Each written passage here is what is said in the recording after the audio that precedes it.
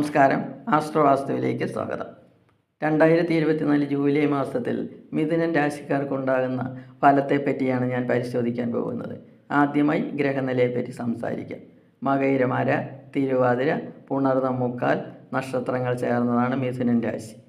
July 16 തീയതി വരെ രവി മിഥുനത്തിൽ സ്ഥിതി ചെയ്യുന്നു. ശേഷം കർക്കടകത്തിലേക്ക് സഞ്ചരിക്കും. ജൂൺ 29 ബുധൻ കർക്കടകത്തിലേക്ക് സഞ്ചരിച്ചു. ജൂലൈ 7 ശുക്രൻ കർക്കടകത്തിലേക്ക് സഞ്ചരിക്കും.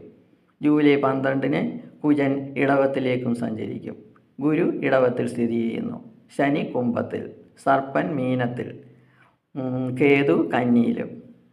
മേൽപ്പറഞ്ഞ ഗ്രഹസ്ഥിതിയും ഗ്രഹങ്ങളുടെ സഞ്ചാരവും അനുസരിച്ചാണ് ഞാനിവിടെ ഫലം പറയാൻ പോകുന്നത്.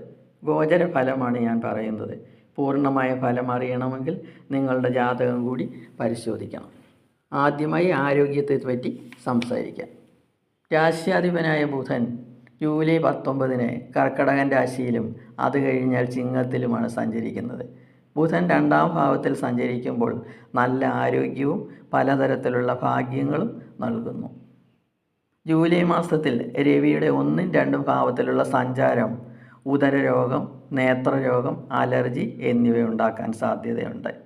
ജൂലൈ 12 ശേഷം കുജൻ മിഥുനത്തിൻ്റെ 12ാം ഭാവത്തിലേക്ക് സഞ്ചരിക്കുന്നു. അതും ചെറിയ അസുഖങ്ങൾ വരാൻ സാധ്യത കാണിക്കുന്നു. വലിയ അസുഖങ്ങളൊന്നും വരാൻ സാധ്യതയില്ല. നിങ്ങൾക്കിപ്പോൾ നടക്കുന്ന ദശ അപഹാരങ്ങൾക്ക് അനുസരിച്ചായിരിക്കും നിങ്ങൾക്കുണ്ടാകുന്ന ഫലത്തിൻ്റെ ഏറ്റക്കുറച്ചിൽ. ഇതെല്ലാം ചെറിയ ഒരു പീരീഡിൽ മാത്രമായിരിക്കും സംഭവിക്കുക. അതുകൊണ്ട് വിഷമിക്കേണ്ട കാര്യമില്ല. സൂക്ഷിക്കാൻ വേണ്ടി സൂചനകൾ തരുന്നതേ ഉള്ളൂ. അടുത്തതായി കുട്ടികളുടെ വിദ്യാഭ്യാസത്തെപ്പറ്റി സംസാരിക്കാം. 5ാം ഭാവാധിപനായ ശുക്രൻ ജൂലൈ 7 ശേഷം 2ാം ഭാവമായ കർക്കടകത്തിലേക്ക് സഞ്ചരിക്കും.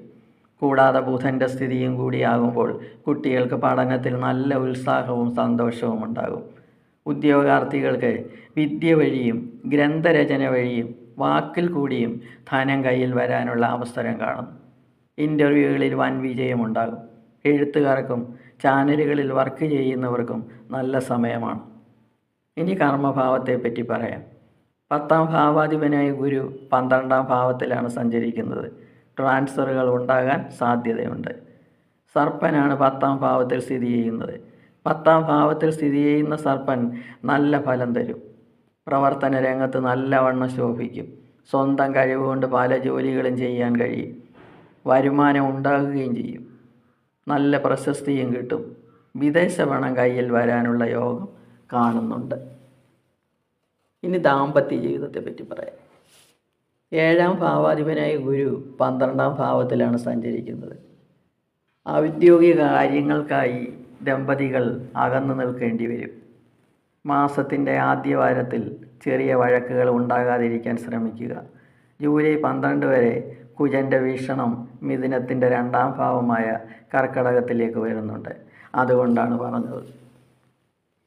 ഇനി സാമ്പത്തിക സ്ഥിതി ഇവരുടെ എങ്ങനെയാണെന്ന് നോക്കാം. ഭാഗ്യസ്ഥാനത്ത് സ്വക്ഷേത്ര ബലവാനായി ശനി സഞ്ചരിക്കുകയാണ്. ജൂൺ 30 ശനി വക്രാവസ്ഥയിലാകുന്നു. എന്നാലും ശനി നല്ല ഫലങ്ങൾ തരും. പക്ഷേ കാര്യസാധ്യത്തിന് വേണ്ടി സ്വല്പം താമസമുണ്ടാകും. നല്ലവണ്ണം ശ്രമിക്കണം. വിദേശത്ത് പോകുന്നതിന് താമസമുണ്ടാകും. അച്ഛന് അസുഖം വരാനും സാധ്യത കാണുന്നു. ജൂലൈ 12 വരെ കുജൻ 11ാം ഭാവത്തിലാണ് നിൽക്കുന്നത്. ധാരാളം വരുമാനം കയ്യിൽ വരാനുള്ള സാധ്യത കുജൻ തരുന്നു. 12 ശേഷം 12ാം ഭാവത്തിലേക്ക് സഞ്ചരിക്കുന്നു. ഗുരു കുജ യോഗത്തോടു കൂടിയാണ് സ്ഥിതി. ഏത് ദോഷങ്ങളെയും അകറ്റുന്ന യോഗമാണിത്. എന്നാൽ തന്നെയും നല്ല കാര്യങ്ങൾക്കായി ചിലവുകൾ ഉണ്ടാകും. വിവാഹ കാര്യങ്ങൾക്കോ വീട് പണിക്കോ വാഹനം പണിയുന്നതിനോ ആകാം. വിദേശയാത്രയ്ക്കുമാകാം. 2ാം ഭാവത്തിൽ നിൽക്കുന്ന ബുധൻ, ശുക്രൻ എന്നീ ഗ്രഹങ്ങൾ സാമ്പത്തികമായി വലിയ ലാഭം ഉണ്ടാക്കുന്നു. വിവിധ തരത്തിലുള്ള സുഖങ്ങളും ആരോഗ്യവും വസ്ത്രങ്ങളും സന്തോഷവും നൽകുന്നു. കൂടാതെ വാക്കിന് വിലയും നല്ല സംസാരം കൊണ്ട് ആൾക്കാരെ ഇഷ്ടപ്പെടുത്താനും കഴിയും. നല്ല ആൾക്കാരുമായി സഹകരണവും ഉണ്ടാകും. പൊതുവെ മിഥുനക്കൂറുകാർക്ക് ജൂലൈ മാസം നല്ല ഫലങ്ങളാണ് ഉണ്ടാകുക.